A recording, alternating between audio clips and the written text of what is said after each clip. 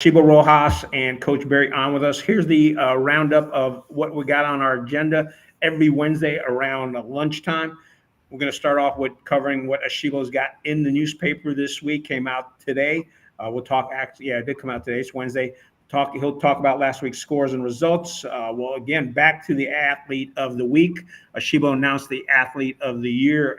Two athletes of the year. It was Drake Powell and Gabby White. Drake Powell from Northwood, Gabby White from Seaforth, both on the basketball teams. And then everybody's favorite, we're going to get into the Chatham County basketball power rankings. We're going to do a external recognition of some of the high school players. They're getting recognized outside of Chatham County. And then the other thing we're going to talk about in this basketball roundup is with Coach Barry and Asheebo, the two games coming up this Friday, which are the games between a game between Northwood versus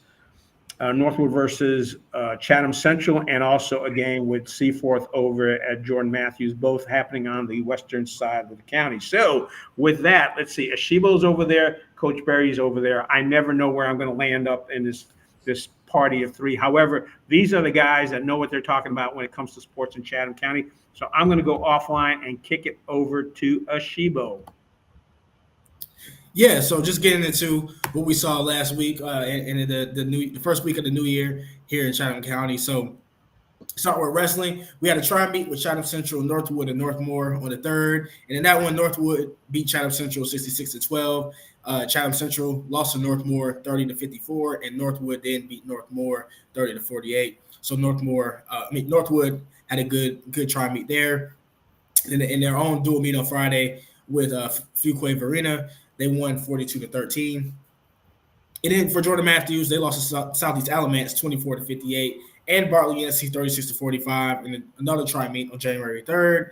And then Seaforth, who has been by far, the most dominant wrestling team in Chatham County and one of the most dominant teams in the state this year, they beat Graham 75-6, Williams 72-9 in the tri-meet on the 3rd as well. And then again, they had another quad meet the next day. Then they beat Northern Durham 72-12, Chapel Hill 66-9, and Middle Creek 54-23. And then their girls wrestler Cara Rosenmarle, she pinned Chapel Hill's wrestler in the championship of the quad meet on Thursday, and that's her. She won first place again for the 152-pound weight class, and that was the Wakefields Romans Rumble on Saturday. And she put in all of her opponents that Saturday. So congrats to Cara on another first place finish in another tournament. And then we had some action in swimming as well.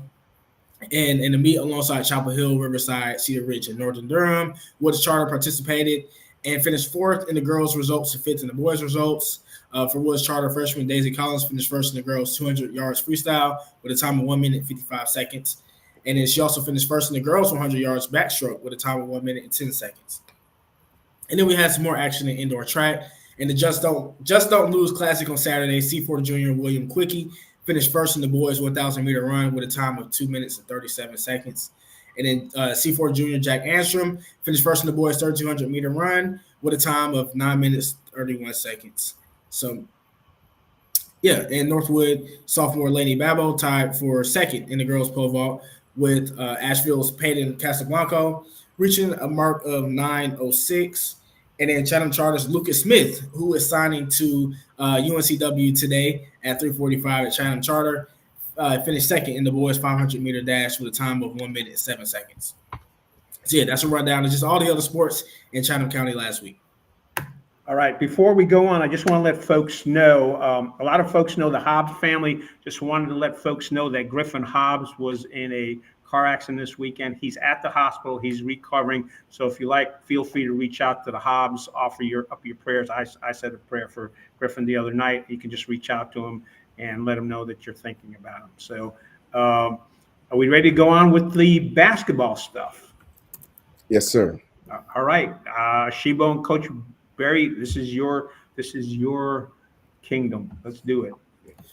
Yeah, so let's run through some of the scores from last week. Starting on the boys' side, we had Northwood picking up 2 conference wins last week, beating Seaforth 75-30 and Graham 83-34. And then Seaforth, they responded to that loss with a 64-45 win over Northmore on Friday. Then Jordan Matthews, they split the week with a 70-66 win over Southeast Alamance on the 2nd. And they also lost to Lee County on Friday, 51-64. And then Chatham Central, they continue their undefeated season with a 95-55 win over Graham on the second. And then they beat Cummings on Friday, 69-46. And then in that one, Junior Reed Albright scored a career-high 34 points to go along with 12 rebounds against Cummings. And then Chatham Charter, they lost to Providence Grove on Friday, 54-62. And Woods Charter lost to Wake Prep Academy, 50-54, and responded with a 46-36 win over Raleigh Charter on Friday. So, my basketball power rankings for the boys side off of last week. Not much has changed. Number 1, I got Northwood. Number 2, I got Chatham Central. 3, I got Seaforth. 4, Jordan Matthews. 5, Chatham Charter, and 6, Woods Charter. And, of course, we're going to see have a lot more basketball action tonight as a lot of the games from yesterday had to get moved to tonight due to the weather. So, Coach Barry, what do you think about that power ranking for this week? I agree with everything you have here. The only team or the only slots that I want to see played out is when Seaforth plays Jordan Matthews. They play this Friday, and I think the winner of that game will solidify the 3rd spot. Other than that, Northwood is clearly the cream of the crop. Chatham Central still 2nd, and although a score just came in a second ago for Chatham Central, looks like they took. They actually took a loss against Cedar Ridge for the first loss of the year. Even with that, I still would put them in that 2nd slot. And then certainly Chatham Central would go after Seaforth and or Jordan Matthews. And then Woods would be right where they're at right now, want to come up, looking to grow throughout this season going into next year. So no disagreements here. I just need to see Seaforth and Jordan Matthews play this Friday, and that would solidify that 3rd spot. Yeah, I agree. And that Seaforth Jordan Matthews game, to me, that's one of the more interesting games this week here in Chatham County, just because, like you said, it's two what we see so far, pretty evenly matched teams there. Of course, Jordan Matthews, they have the advantage down low with Brendan Oldham and with the guards. And on the wings, Jordan Matthews also has Kelton Fuquay, who also can make some plays for them as well. So, when I look at that one, I'm hoping, like I said, for a close game in that one. That's what I kind of expect from them. What do you kind of expect from that game? Well, I think first off, the good thing for Seaforth is, they're coming off a couple of injuries and a couple of guys that's going to be back in action. So I think that's going to be a really big plus for them. I think that's number 1. So, but number 2, on the flip side, Jordan Matthews is playing at home. They're playing in that gym. They have a very, very energetic crowd, and they sort of, make their home team feel like they're home. They feel more comfortable. They're looser, et cetera, et cetera. So I think from that perspective, that's good for them. When I look at the matchups of this particular game, I think it's going to it's a real simple type situation. And that situation is this: can Jordan Matthews deal with the pressure when Seaforth applies the 1-2-1-1 jump press? Are they going to be able to are they going to be able to deal with that, break the press, get the ball, in the front court and attack the glass and try to get some easy buckets that way? If they can't do that, it's not going to be a close game. But if they can do that one thing, then I think the game is going to be close. The second thing is, can Jordan Matthews rebound the basketball? One of the things that Seaforth is great at doing is they hit the offensive glass hard.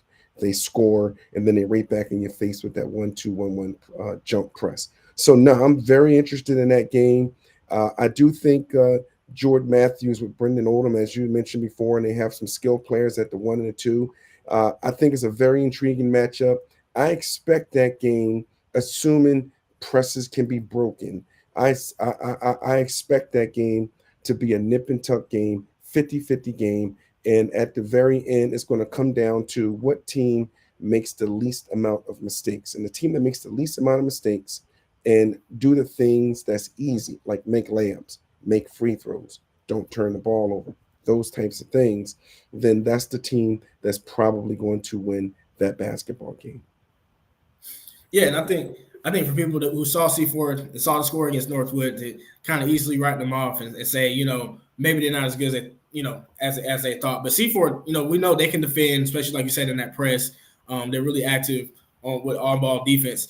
And I think, to me, the difference for them will be Nate Emerson, who has been, a really reliable scorer for them. I feel like, they can go as far as he goes this season. And if he comes out and gives another one of those games where he can get 18, 20 points, he's a good corner. He has a very good corner three. He can also shoot from the mid-range and create his own shot. I think if he can produce like he has for most of the season, it'll be really hard for Jordan Matthews there to defend, all their skilled guards at the top two. I absolutely love Nate Emerson. I think he's one of the players that gives that team heart and soul and effort and grit. Love the way he plays. Love him as a human being. Love his character. I think big things are going to come for him. But that being said, I love Noah as well. Noah Lewis. He plays the one. I love Cooper Jones. I mean, he's another kid who's been on this team for 3 years, and he's given Seaforth his heart, blood, and soul, for that period of time. And to be honest with you, he plays energetic.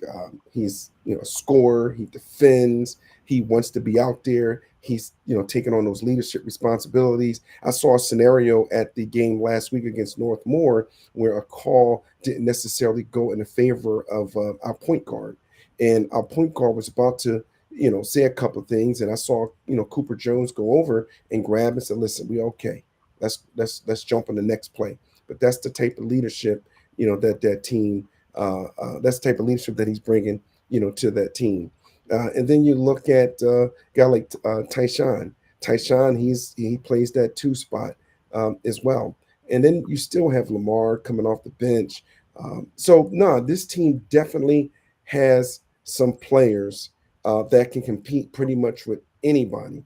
And if they put it together and believe in themselves and work hard and listen to what each other is trying to encourage each other to do, I think that team can be a very formidable foe for any team that they play. And on the flip side with Jordan Matthews, I think with Coach Wiley, I think with Brendan Oldham, I think, as I said before, the 1 and 2, those guards, those skill players, I think on any given day, maybe with the exception of Northwood, they can compete with all of these teams in the conference. And the thing that kind of jumped out at me about Jordan Matthews was when they played Southeast Alamance, they beat them. And that Southeast Alamance team they're no scrubs. That's a really good, physical, gritty, skilled team. And for Jordan Matthews to come on top and win that game, that kind of opens my eyes a little bit, which tells me the game against Seaforth should be a really, really good game. Yeah, no, I would say too, for Brendan Oldham, I feel like he has a really good chance to have a big game and really eat down low because, watching Seaforth, we know they're kind of a more guard heavy team. They're not the biggest team, and down low they don't really have anyone that's kind of like an enforcer that can stop a guy like Brendan Oldham. They might be able to slow him down, but stopping him, I don't know. And, we know for Jordan Matthews, it's a big part of the offense, getting the ball to him in the middle and letting him work from there, whether it's Kelton on the wing or if he finds an open, opportunity down at the rim. So I think we'll see a big game from him as well. And, yeah, like you said, it'll be really tight. Yeah, I mean, I think, they're going to come at Jordan Matthews with a bunch of players like piranhas. They may not have a big guy or stout 5, for instance, but they play very well as a pack.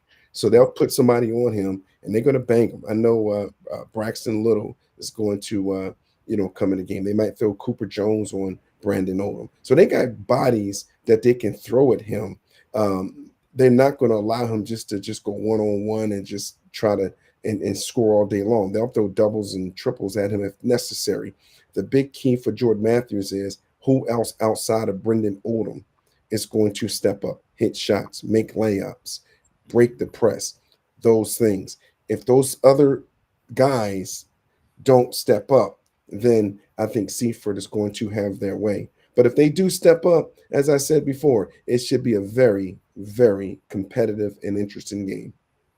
Yep, and then that same night, right up the road, there's going to be Northwood and Chatham Central going at it, also in the county. So, for that one, and I've had a couple conversations about this one because this one is interesting to me because we know Northwood in our power rankings, Northwood and Chatham Central are 1 and 2, but it's just a little bit of a different separation between Northwood at number 1 and Chatham Central at number 2, as we've seen this year. Chatham Central obviously hasn't played and competed against the same level of competition as Northwood has this year. And we also know the West, 1 through 10 on the roster. So we also know Chatham Central has Reed Albright, who's been scoring at will this season, and they have a really good team that's older, they're experienced, they have a really good coach in Coach Burke. What do you think some things Coach Burke might try to implement to see if he can have his team run with Northwood on that Friday? I think Coach Burke is a very, very smart coach. He knows what he's doing. He's been around the block. He understands what's going on. If I had a crystal ball, here's what I think Coach Burke is probably going to try to do. He's going to attempt to slow the game up. I would even go as far as like a 5-out, 4 corners, not 4 corners, but just being extremely patient on offense, pass the ball, cut. If nothing is there, that's fine. If you got to take 30 seconds off the clock, 45 seconds off the clock each time you have the ball, go ahead and do it. If you can shorten the game up against Northwood, the better. Number 2, I don't think he's going to press at all. I think he's going to fall back.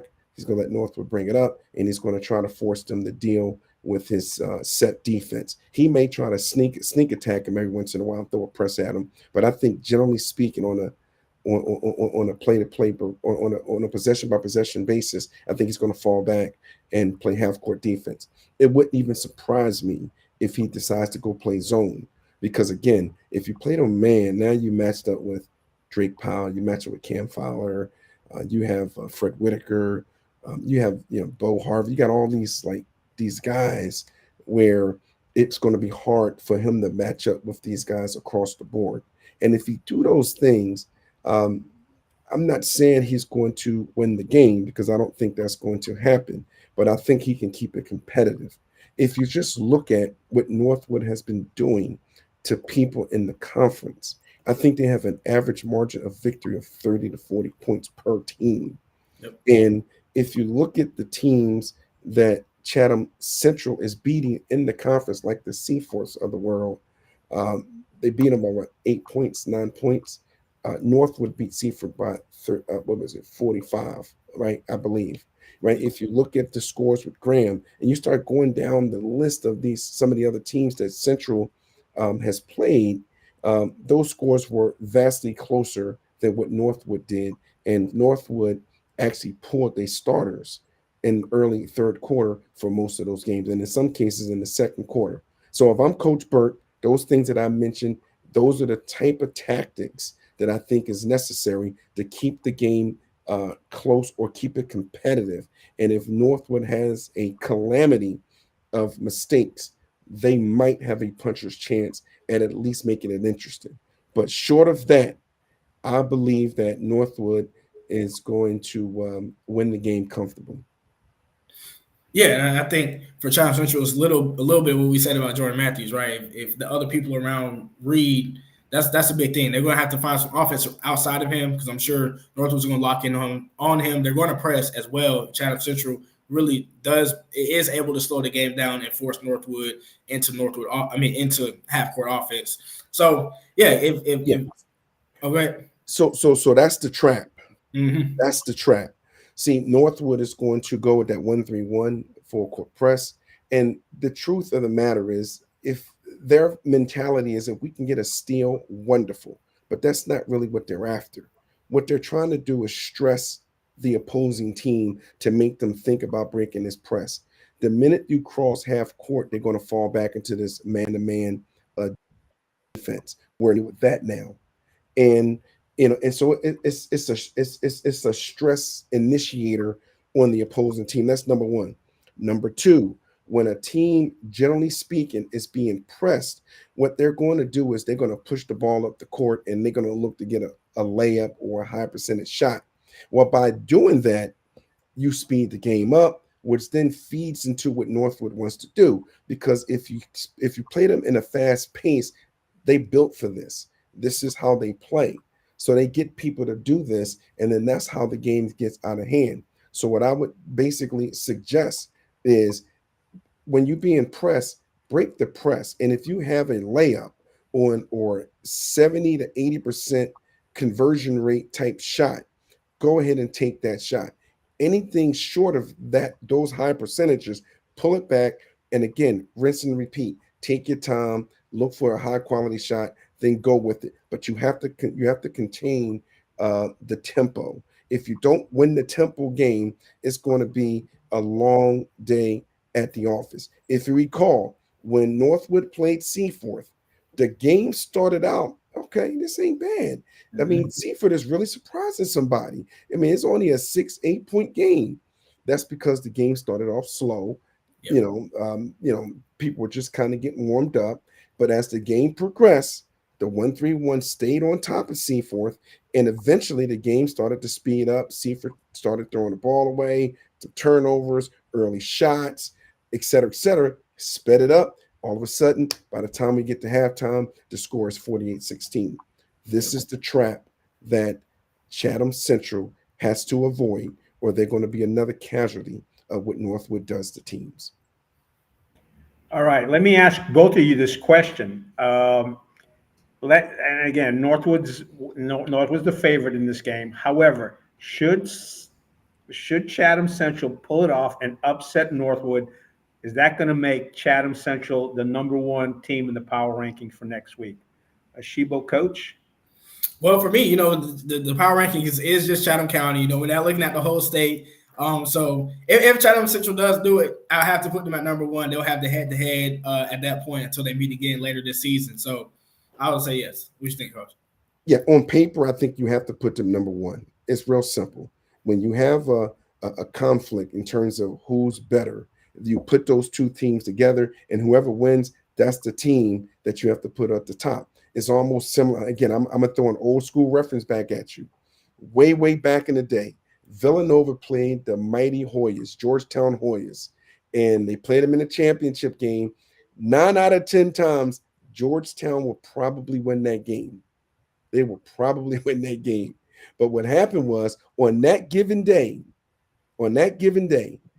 Villanova, the stars aligned for them, and they won that game. So at the end of that game, guess what? Villanova was the top team. But if they played them the very next day, I would be surprised if it was a 10, 15 point Georgetown. I wouldn't be surprised if Georgetown won by 10, 15, 20 points the very next day. That's similar to what we have here with Northwood and Chatham Central. On any given day, anything can happen. Drake Pound get into foul trouble. They can be super hot from the 3-point line. They can get, they can be fortunate and get a couple of press opportunities and steals, and they can score. And if they get a lead, I will say this: if Chatham Central gets a lead, they have the skill players to pull it out, and they can just burn the clock. So if they get a lead, 4 points, 5 points into like the fourth quarter, hey, it's going to get very tricky then, because they have the skill players to keep the ball away. And if you foul them, they can make free throw shots. So in order to avoid that type of thing, Northwood better front run this game, which basically means get a lead, keep the lead, and go ahead and try to expand the lead so that in the fourth quarter, you don't have to worry about Chatham Central doing things like pulling the ball out and forcing Northwood to foul them. Now it becomes a foul shooting game. Now all of a sudden, it gets real tricky for Northwood. But yes, to your point, Gene, yes, if Chatham Central beats Northwood, they would be the #1 ranked team in Chatham County until they meet again. And if Northwood beats them that time, then I would reverse it again at that point. But again, it's a tall order first to beat Northwood. All right, Chatham Central, you got some incentive right there. You heard them both say moving into #1 power ranking if you beat Northwood on Friday night. All right, are we done with the boys? Are we ready to move on to the girls' power ranking? Oh, yeah, one more thing. Of course, everyone knows Northwood will be playing the top team in 4A, hosting Myers Park on Saturday. And I think that one's at 6 p.m., so I will also be there for that one. Coach Barry, you going to be out there for that one? Yes, I think I will. I think I will make that game, just as I'm going to make the Northwood game tonight when they play Cummings at in Pittsburgh. So I'm going to check that out. One other thing I want to say before we move on to the girls, I want to give a special heartfelt message to Griffin Hobbs. Hey, Griffin, yeah, we heard about you, buddy. The entire community is thinking about you. We love you. We're saying all kind of prayers so that you can get well very quickly. And as you already know, if you ever need anything from me or anybody else, you just contact us, and whatever that is, we'll be there for you. But Griffin Hobbs and the family, we definitely love you. We feel for you, and thank God, you're being taken care of now. And we look forward to your speedy recovery. All right, Griff, I'll talk to you soon, buddy. Yeah, Griff, thank you. We're definitely wishing you a speedy recovery and hoping, praying for the best for you and your family as you guys get through this, and hopefully see you back out here in the Northwood community once again pretty soon. But yeah, let's get into the girls' side and just running through some of the girls' scores from last week. We have Seaford. They started the week winning, of course, the game we all went to on Tuesday, winning over Northwood 46-36. And then they ended the week with a 70-13 victory over Northmore on Friday. And then Northwood responded to that loss to Seaford by beating Graham 59-17 on Friday. And Jordan Matthews, they lost both games during the week, losing to Southeast Alamance 20-53 and Lee County 15-59. And Chatham Central, they won both of their games during the week. They beat Graham 66-50, Cummings 51-43. And that one during the week, Junior Carolee Dotson combined for 37 points in the two wins, and we'll talk about her later. And Chatham Charter, they scraped by Providence Grove on Friday, 56-55. Then that one, Mia Brooks, she scored 28 points. And Woods Charter lost to Wake Prep Academy 49-34, and they lost to Raleigh Charter 50-17.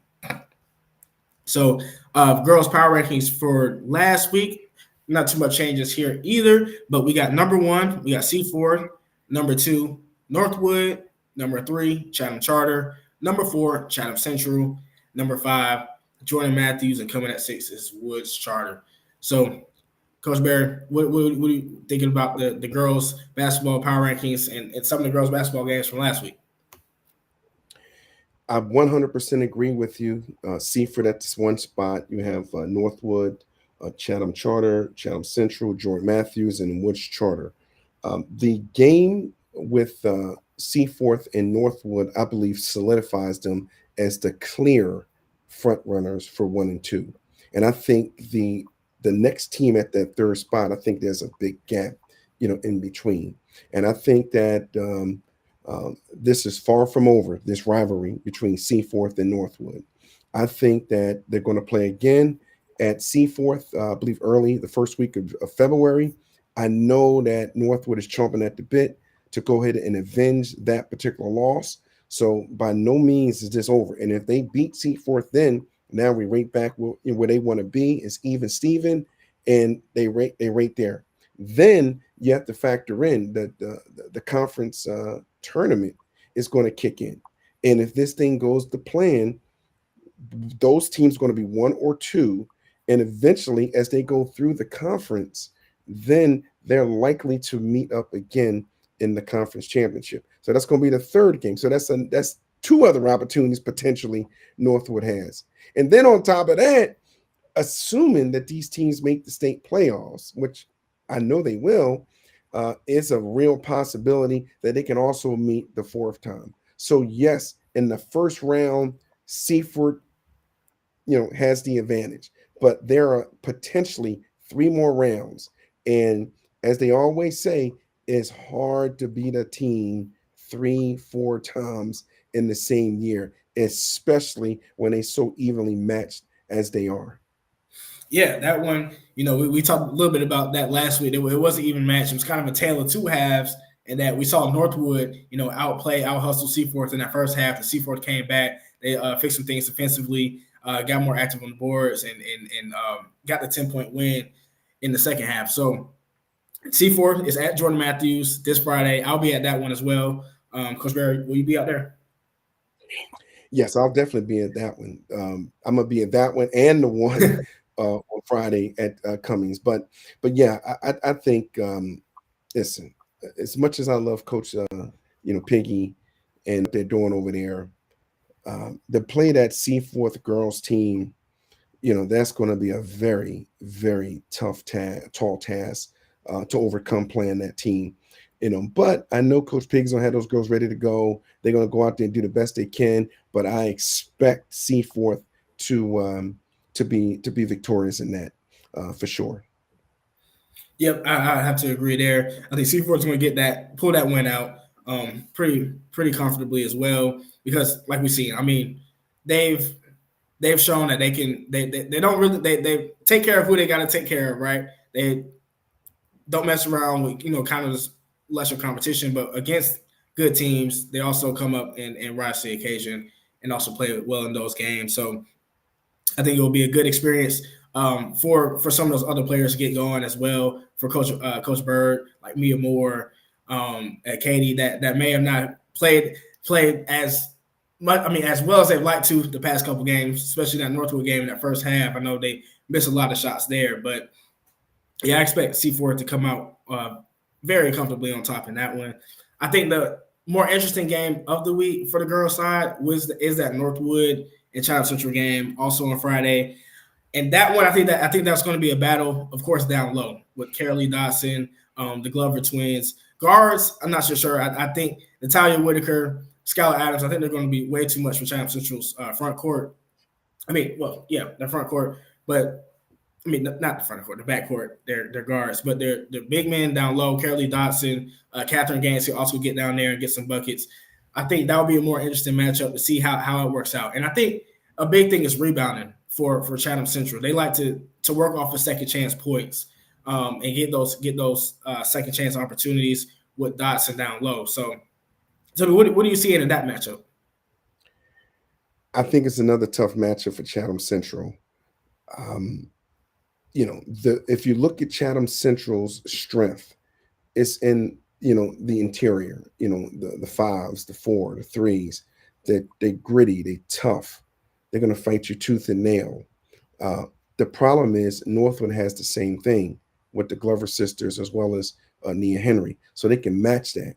But then when you put on top of that the athleticism of the Natalia Whitakers, of the Skylar Adams, of the Nia Henrys, and you throw that on top of the fact that they also have that girth, that toughness, that grind, that grit, I think it's a tough matchup. I think at the end of the day, I see Northwood, coming out victorious in that particular game.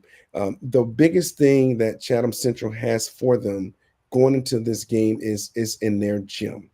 And sometimes when you're in that bowl type arena where the floor is down and the stands are elevated, and Friday night, it can route them up. They can be pumped up. They're going to be ready to play. They're going to go all out, et cetera, et cetera, et cetera. You're going to see that could give them a little bit of a boost. But even with that, I still think it's potentially a bad matchup for them, just simply because of the athleticism, and they can also match the girth and the toughness and the grind that Chatham Central is going to bring to the table. Yeah, I totally agree. And I think we look at the perimeter shooting as well, just from Natalia Whitaker and Skylar Adams. I think that's going to be a big thing. If they can get those threes going early, also in the mid range. I just don't see. Yeah, I don't see it. I don't know if Chatham Central can pull that one off. But yeah. So outside the girls, though, also we got Chatham Charter. They're continuing their really good season down there at the 1A level in Central Tar Heel. They actually have Woods Charter tonight. We have a Chatham County matchup in the charter schools against Woods Charter. Coach Barry, you're more familiar with the charter schools down here. So what are you kind of hoping to see out of that one? It's interesting here because if you look at Chatham Charter over the last probably 4, 5, 6 years, they've had good seasons, whether it's the men's or the ladies. And over the last 4 in particular, it's been all about the men's. This year, it's been a little bit of a drop off. He lost a lot of players, and so he's in this rebuilding mode. But the one thing that I admire about Coach Messier is the fact that he's still using the same blueprint. He's coaching them hard. He's giving them a lot of looks with a lot of different teams. They're playing. And I'm sure after each game, they're getting better. They're getting better. So by the time the end of the year happens or comes, they're going to be ready for conference play. And if they're fortunate enough to make the states, they're good there. If you look at the girls, that's a scenario that's been building. It's been building over the last 2, 3, 4 years. And it sort of like hit a peak last year where they hit the state playoffs. Not only did they win the conference regular season and win the tournament, they hit the state playoffs and they went on this run. And they made it all the way to the state championship game. And they played a team that had already won the state championship the year before. So when I look at Chatham Charter, the girls, I think that their conference play, they're just going to run through all of those teams, in their conference. I don't think there's anybody that's going to beat them. The only issue really is by how much are they going to win by? He has some athletes. They understand the system. They understand the culture. They believe in what Coach Patterson is preaching, is what he's telling them to do. They 100% bought in. And when you get a team like that, especially, when they've had past success in the conference, it's going to be really, really tough to deal with them. I think the bigger question for them is, once the season is over, how far are they going to be able to go, in the state tournament? And that's what I'm interested in seeing. But this game against Woods Charter, the girls, it's probably going to be a tall task, for Woods Charter. But again, as they always say, that's why we lace them up, and that's why the referee rolls the ball in the court. And at the end of the day, after the 4 quarters, we're going to find out which team is better. But if I was a bet man, I would probably lean towards Chatham Charter. Yeah, and like you said, in both games, I do imagine Woods Charter come out, play hard. It's rival. It's Chatham County basketball within the county. So I do think we'll see some better Woods Charter efforts tonight.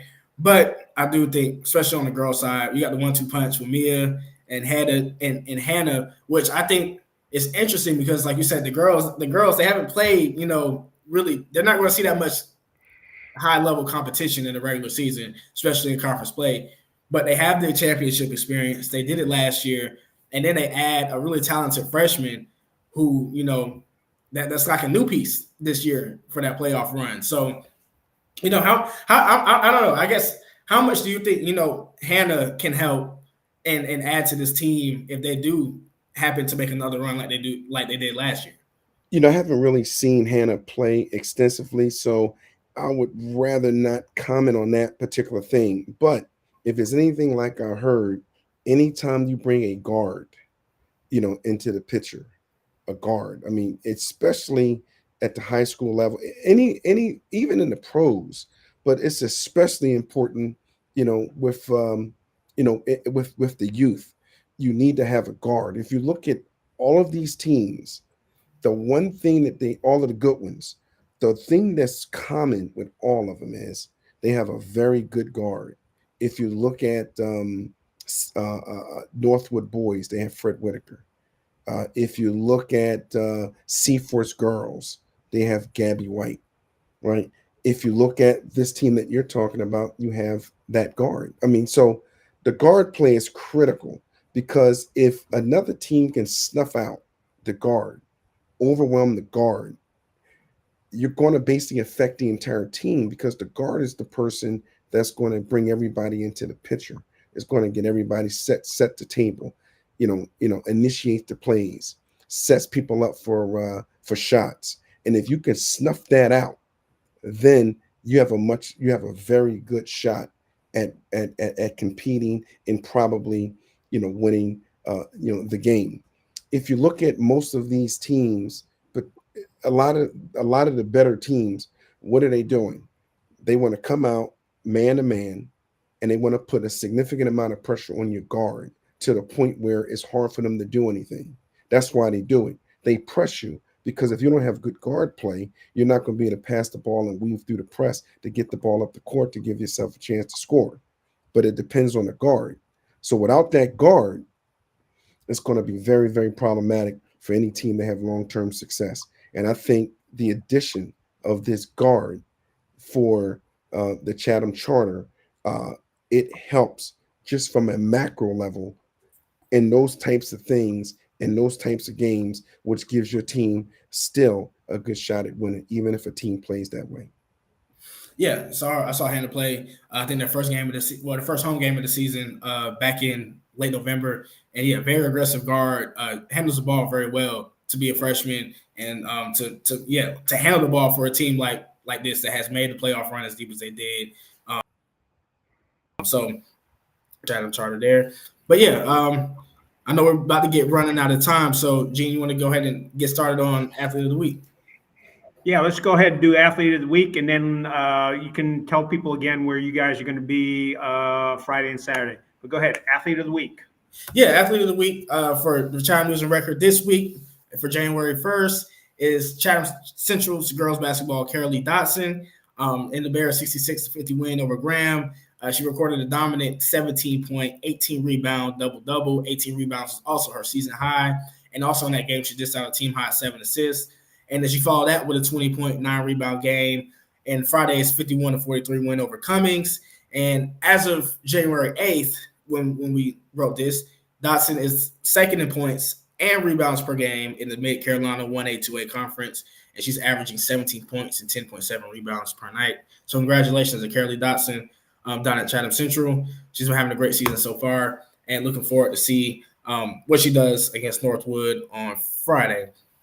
But speaking of where I'll be at Jordan Matthews for Jordan Matthews and Seaforth boys and girls Friday. And Saturday, I'll be at Northwood for the boys game against Myers Park. And tonight I'll be at Northwood when they host Cummings. Looking forward to seeing the boys game. And then on Friday, I'm going to check the girls out at Jordan Matthews. And also I'm going to shoot out to Chatham Central because I really want to see that Chatham Central Northwood game with some of the top teams in the conference. It's definitely in the county. All right, and I will be at the game on Friday between Northwood and Chatham Central. Oh, forgot to mention this earlier.